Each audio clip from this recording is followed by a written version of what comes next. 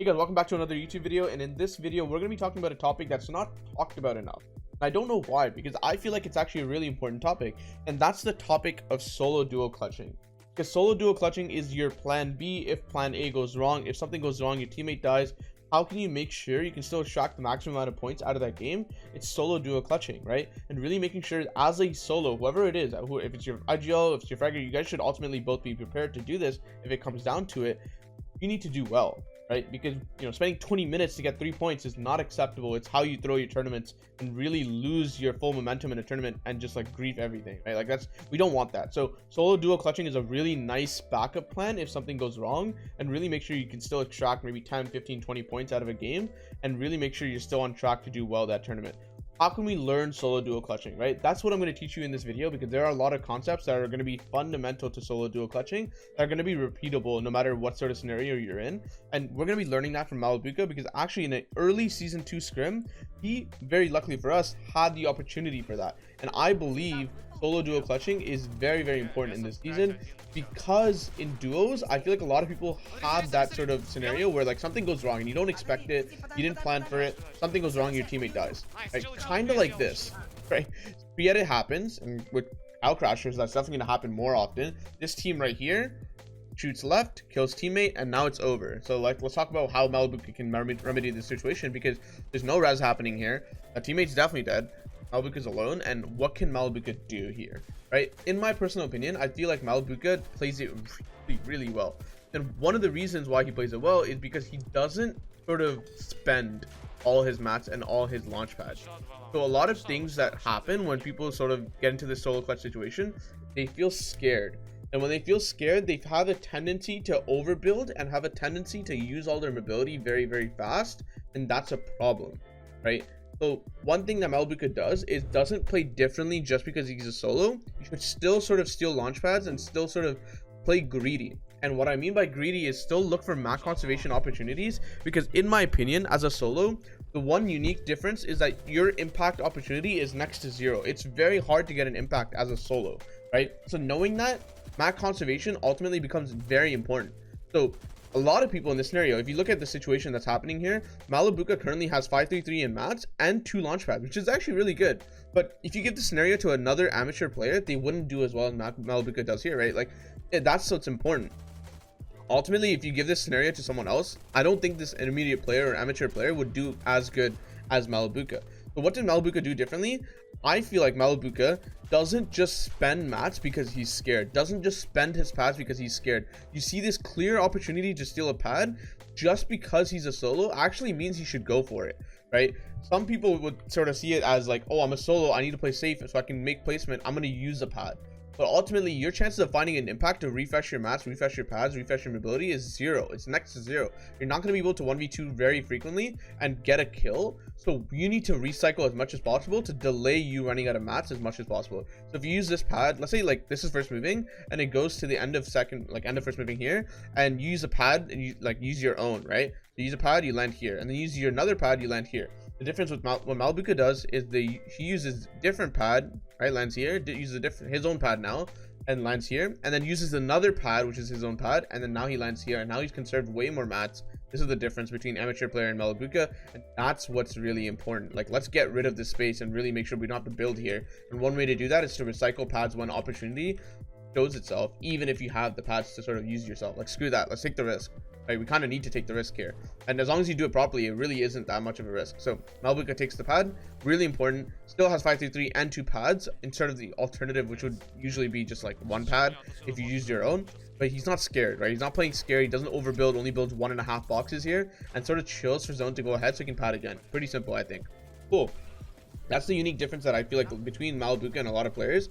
People would just play so scared, and that's the problem. We don't want that. Full pads here. I feel like it's a good full pad because he can dive later on. You can also short pad there. I don't think it necessarily matters. As long as you don't get beamed by height, you should be. Because getting beamed as a solo is really bad. Makes a 2x1, so he looks like a duo. And here's the important thing. There's a difference between a close range fight and a long range fight. The thing with the close range fight as a solo clutcher is the problem is you can't really box fight 1v2. And especially if the team that you're fighting notices that you're a solo, they will absolutely jump in, which is very common in close range fights. So what Malibuca does here is actually very correct, right? You should absolutely sort of just ignore this fight. You don't want to take close range fights, right? The impact opportunity in a 1v2 close range fight is next to 0. Again, not actually that useful. It's a waste of mats, waste of time. Screw that. Let's get rid of this. Close range fights, screw that. Don't want it. Unless you have actual real evidence that the person that you're fighting is a solo and or weak and or unaware, then you should take it, right? But this doesn't happen here. It's probably a duo that's spraying him. So screw that. Let's disengage from this. And what we should be doing actually is long range fights. Because even a long range 1v2 fight that someone, someone's maybe late rotating from backside and coming in, then in that case, you're sort of like spraying at someone that can't shoot you back. So it doesn't actually matter if there's a teammate there, right? And your impact opportunity goes up slightly. And your possible impact opportunity goes up a lot because you chose to do a long range fight, and then if you get a kill, you can sort of tarp over to it and get that loot or something of that nature, right? But it's just a lot more safe than box fighting someone, because box fighting someone 1v2 is usually not the play. Usually there are some cases where it could be useful, but look what Malibuca does. Instead of just taking that close range fight and close range box fighting, cancels it completely and then goes for the SMG spray on a solo back here and gets it, right? Gets the solo, gets the mat, it's the med miss, which is probably the most important thing that he picked up right here, and then pads in.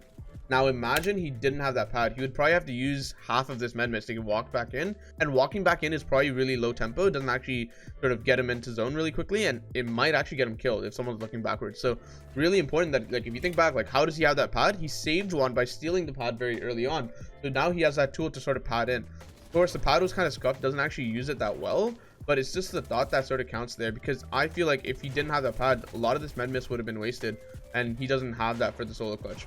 Cool. Now remember what I talked about. You can take a close range fight if it's like a solo or if it's someone that's unaware. So Malibuca actually sees this under him and immediately edits. Just again takes a risk. Don't sort of play giga safe just because you're a solo. I feel like that's a mistake. Don't do that. I feel like you should take risks just because you kind of have to. You're already behind as it is. In order to do well in that game, you have to take calculated risks where it seems appropriate to do so. And I feel like a lot of people don't feel comfortable doing that, and that's why they don't succeed as a solo clutcher. In my opinion, I have had teammates who are extremely good solo clutchers, and ultimately the really good sort of trait that's common between all of the good solo clutchers that I've had on my team is the fact that they're willing to take risks as a solo. One way to take a risk, as we've seen with Malibuca, is stealing a pad. Another way to take a risk is going for the kills when it's a 1v1. Things of that nature. Like, you need to go for that stuff. Let's talk about what Malibuca does here. Gets a potential kill at the back of zone and then walks forward. I don't believe that it's right to walk this way. It's really congested. He actually has 6 splashes still and half a med mist. So instead of going this way, he should just go around the left, right? I believe around the left just makes more sense, right? So let's go back and watch it one more time. Malibuca sprays this person. Actually gets a kill? No, just gets the dead body. Thinks about it, but zone's about to pull the wrong direction, so it doesn't have the opportunity. I think if zone pull on the body, Malibuca would be there first, so that was probably what he was thinking. Again, like, why not just walk around? I personally see the path so clearly here. Let's go back one more time to really show you guys, right? Because if you have the awareness that you have 6 splashes, I believe this is the absolute only play that you have. If you walk right here, again, you're sort of taking that risk of like running into people, and the fact that it goes up and over the hill, right? So if it goes up and over the hill, you should go tank storm and then ramp up at a far distance, because let's say this is like the ground right here that's sort of like happening. If you get really close to the ground, it's really hard to ramp up now, right? But if you ramp up at a little bit of a distance starting from far away, it becomes much easier to ramp up. You have the space to do it. But if you start ramping up here, you're gonna hit the ground a lot, you see? So if we start to think about like what Malibuca should do here, Malibuca should go left, tank storm, and then ramp up to get up the hill. That if you look at moving zone, that's really what's going on. So I personally think that was the play. Getting into congested area here, probably not the play. Especially because like he has so many white heals available, he should use them. Another problem, he goes up a layer, so he gets onto a new layer, so there's no guarantee that your back is actually empty. And we just actually see a person behind us right there, but there's no guarantee that your back's empty, so he should not be going for this shot.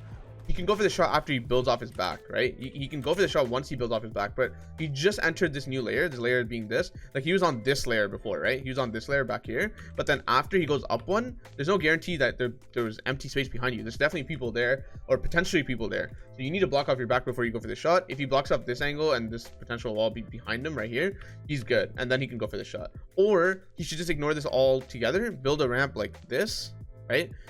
Because he still has, you know, some builds here. You build a ramp, cone himself defensively up here, right? And then just get up. And just get up a couple areas, build yourself a half box and chill there. You can use the rest of your splashes. So he should take the long way, in my personal opinion.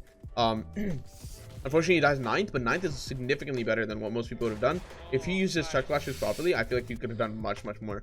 Of course, he was stacked, but the main sort of takeaways that I personally feel in the solo clutch is 2 things.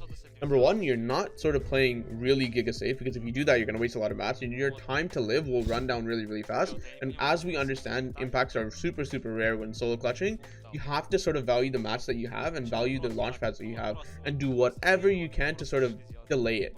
Don't use them as much as possible. Try to look for that steal. Try to look for the mats that you can sort of reuse tarps maybe and conserve your mats.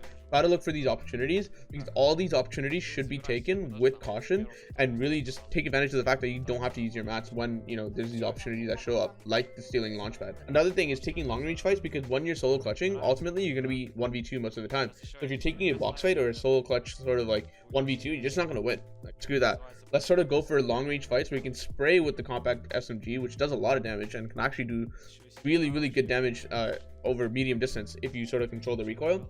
Really go for that instead, and I feel like you can get picks and then tarp onto the loot that you get after killing someone. Just go for those long range fights. I feel like consistently that's going to work out better than taking box fights as a solo duo. Really understand that your impact opportunity comes from the compact SMG in this meta. Really abuse that and really use that to beam people and do surprising amount of DPS to them. Thank you guys so much for watching this video. If you have any questions or comments or anything at all, leave them down below and I'll read them. See you guys in the next one.